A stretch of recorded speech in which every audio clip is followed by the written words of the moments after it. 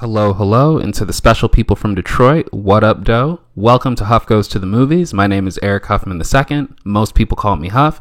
Some people know I love going to the movies. Nope is the third feature from writer-director Jordan Peele. It sees him teaming up with Academy Award winner Daniel Kaluuya once again. The film tells the story of a pair of siblings in Agua Dulce, California, who have come to inherit their family ranch where they train horses for the film industry. They begin to suspect, after some unfortunate circumstances, that what they have been experiencing may be something that has extraterrestrial origins, and so they devise a scheme to try and capture this with video evidence so that they can cash in on the results.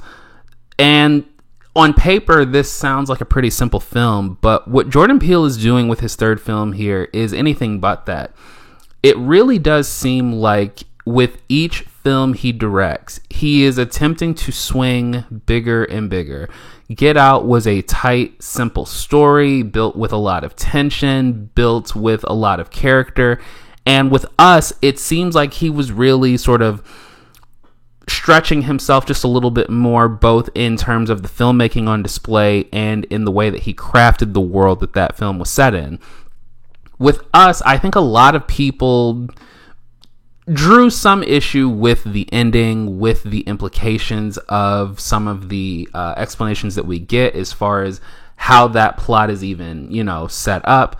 And while I do think that Us is a very strong film, I would agree with people that perhaps he told just a little too much with that film.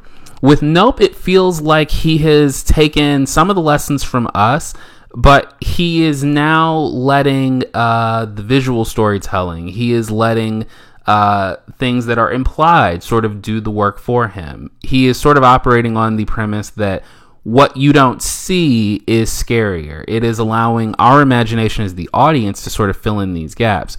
And the final result is something that I can only describe as thrilling. Nope is the best filmmaking that Jordan Peele has put on display yet. Teaming up with D.P. Hoyt van Hoytema, whose previous work includes films like Dunkirk and Interstellar. What they accomplish here, they make what might be described as a mundane setting look picturesque. The way that the camera moves, the way that the camera is capturing both the ground and the sky. As an audience member, you are sort of always forced into looking up on the screen, into looking into the sky. You are questioning everything that you see moving in and out of frame, and it really does make for an effective watch as the film sort of builds into a pretty chaotic third act. But the technical filmmaking would only go so far, because the character work here is outstanding. Daniel Kaluuya and Keke Palmer are pitch perfect as this brother and sister duo. Keke Palmer comes with just what is seemingly an unlimited bit of charisma and energy and personality. With Daniel Kaluuya, he is playing a more reserved, stoic role, but what he doesn't say, he is able to sell both in his facial expressions and just in the way that he moves. And those two together make for a very endearing pair of siblings. Other characters include Ricky Jupe, a former child actor played by Steven Yeun. He is, I don't want to say sidelined, but his involvement in the story is one that is not quite as active in the main narrative as the others. But that is not to say that he is wasted. He's very good here. And what his storyline attempts to serve to this narrative is one that provides for some of the most unsettling imagery and some of the most disturbing events in the film. I mean, it really does feel like, in a lot of ways, Jordan Peele was able to utilize that character to experiment with lots of different types of horror that he wanted to present. All of it being very effective, and all of it blending in pretty well together by the time you get to the film's conclusion. What this film also serves to do is be a love letter to filmmaking. The Haywood Ranch is the only black-owned horse training facility in Hollywood, and they have a history that dates back to the very first motion picture. So there is this sense of wanting to spend time with the types of people who may not get the recognition that they deserve when it comes to putting together these images that we enjoy on the big screen. It also serves as a criticism and maybe even a condemnation of humanity's obsession with spectacle and what it is that we do in the name of capturing spectacle, trying to exploit it, trying to profit from it. What we ultimately subject ourselves and others to for the sake of trying to advance. Jordan Peele has been very intentional in the promo leading up to the film's release to harp on the word spectacle. And it's not until you get until the second act of this film that you can really start to understand why he wanted to set expectations specifically with that word. It really does work on a lot of different levels. And I think that this film is not going to be for everyone.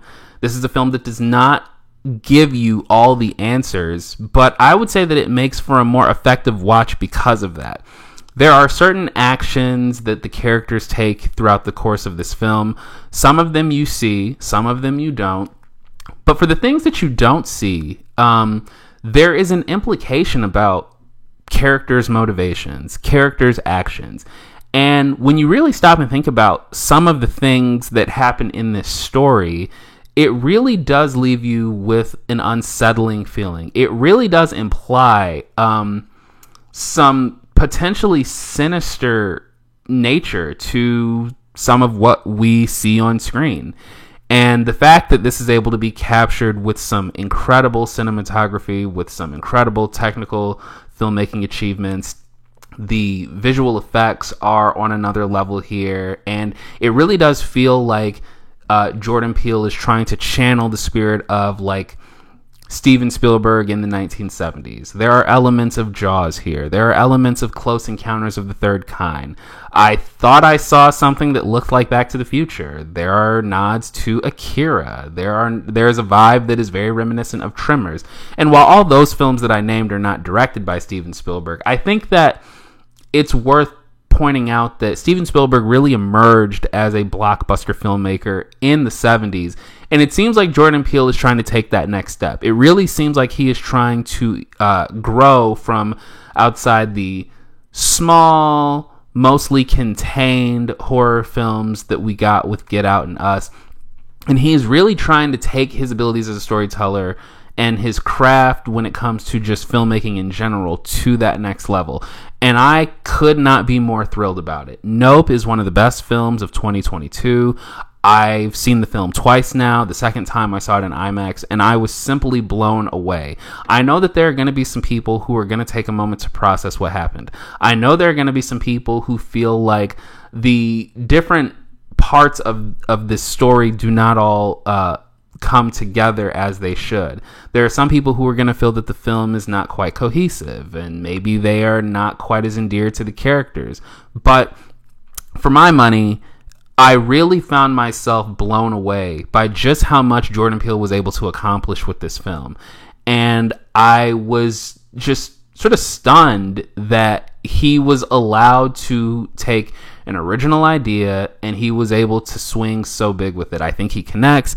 I think this is a home run.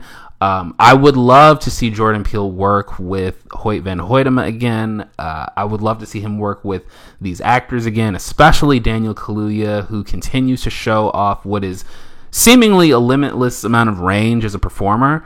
Keke Palmer is someone who I've been a big fan of for many years. I think she deserves a lot more attention and a lot more work.